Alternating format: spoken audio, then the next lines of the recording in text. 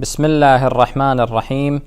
أحد الأخوة الكرام طلب مني تسجيل مقطع حول بعض الأعمال التي تسبب قبول الصلاة، فإجابة لدعوته الكريمة أسجل هذا المقطع. هناك بعض الأعمال تسبب قبول الصلاة. طبعا قبل لا أذكر هذه الأعمال إخواني وأخواتي لازم أشرح لكم شنو الفرق بين صحة الصلاة وقبول الصلاة. يعني ممكن الصلاة تكون صحيحة لكن تكون غير مقبولة. نعم ممكن. الصحة تختلف عن القبول. احنا لما نقول الصلاة صحيحة شنو نقصد؟ نقصد أن الصلاة مبرئة للذمة، يعني بعد ما يحتاج الإنسان يقضيها خلاص الذمة فرغت لأنها صحيحة، وقعت بشرائطها وكان الشخص متوضي وعلى طهارة وكل الشروط موجودة، إذن هي صحيحة. لكن هي صحيحة، هل معنى ذلك أنها مقبولة؟ لا، مو بالضرورة، قد لا تكون مقبولة عند الله عز وجل.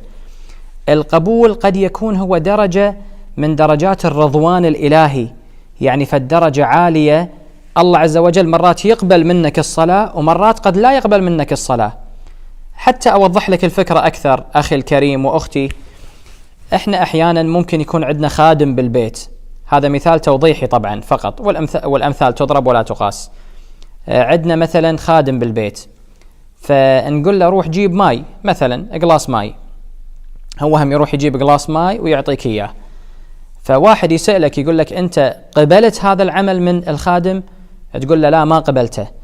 هو عمله صحيح، جاب الماي مثل ما أنا طلبته منه وأدى المطلوب وراح أعطيه الأجرة مقابل هذا العمل، لكن قبول لا، هذا الشخص مسوي بعض الأغلاط، البارحة مثلا غلط علي، سوى فلان شغلة، فأنا ما أقبل منه العمل، يعني مو راضي عنه. فنفس الشيء، يعني إن صح التعبير أو التشبيه، الله عز وجل بالنسبة لصلاتنا قد تكون الصلاة صحيحة مفرغة لذمتنا، ولكن قد لا تكون مقبولة، مو بالضرورة تحصل على درجة القبول.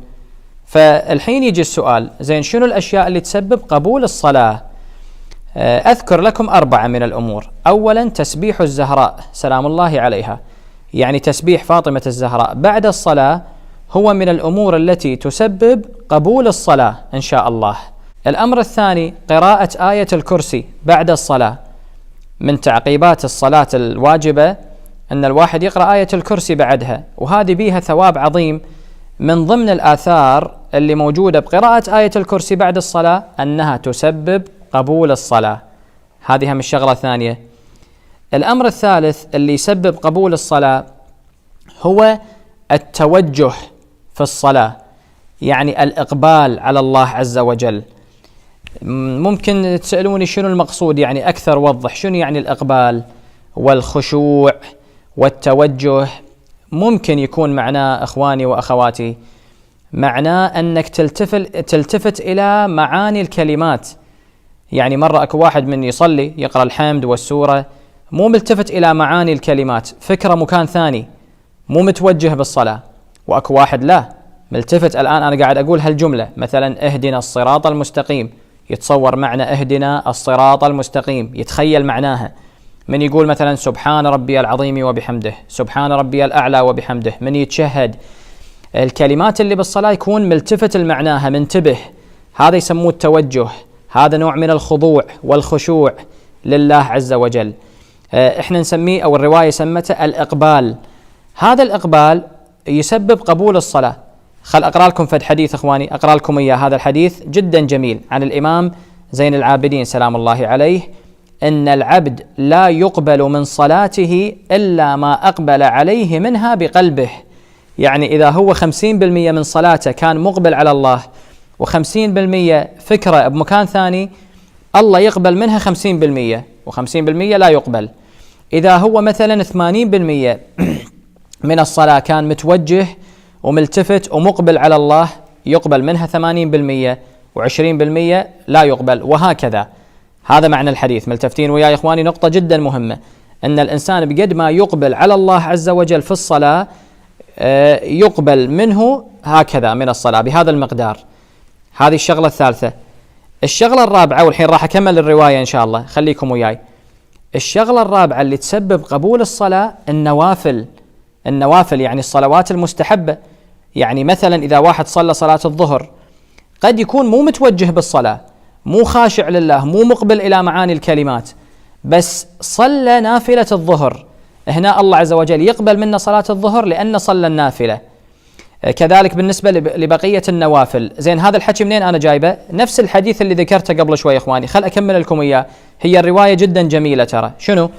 يقول الإمام زين العابدين عليه السلام: إن العبد لا يقبل من صلاته إلا ما أقبل عليه منها بقلبه.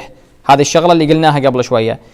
فقال الرجل الراوي للحديث: هلكنا احنا منو بينا يلتفت بالصلاة ويتوجه؟ غالبا أو في كثير من الأحيان ما نكون ملتفتين إلى معاني الكلمات، يعني ذهننا شارد بأماكن أخرى. قال الرجل: هلكنا. فقال عليه السلام: كلا، لا، عندك حل ثاني، إن الله عز وجل متمم ذلك بالنوافل. إن الله عز وجل متمم ذلك بالنوافل، يعني يكمل نقص الصلاة، النقص الحاصل بعدم التوجه وبعدم الخشوع، الله عز وجل يكمله بالنوافل. فهذه وحدة من فوائد النوافل. الواحد من يصلي نافلة المغرب أو نافلة العشاء، غير الأجر والثواب اللي بيها تسبب قبول الصلاة. فإذا أقدر ألخص لكم الآن إخواني: من أسباب قبول الصلاة تسبيح الزهراء بعد الصلاة، من أسباب قبول الصلاة قراءة آية الكرسي بعد الصلاة، من أسباب قبول الصلاة التوجه والإقبال على الله في الصلاة، من أسباب قبول الصلاة أداء النوافل. هذه كلها أسباب تؤدي إلى قبول الصلاة. ثم أكفت سبب خامس، بس هذا سبب عام، يعني مو مخصوص بالصلاة. شنو هو؟ إنما يتقبل الله من المتقين. التقوى هي سبب من أسباب قبول الأعمال. الإنسان من يكون متقي ويترك الذنوب والمعاصي، الله عز وجل يتقبل منا صلاته ويتقبل منا صيامه ويتقبل حجه وكل أعماله. هي تقوى الله من أسباب القبول. بس هذه مثل ما قلت لكم عامة لكل الأعمال، احنا قاعد نتكلم بخصوص الصلاة مثل ما ذكرت لكم. أنا خلصت كلامي يا إخواني، بس أكو نقطة أخيرة حتى أوضح الفكرة اللي قلناها في بداية المقطع، أن أكو فرق بين صحة الصلاة وقبول الصلاة.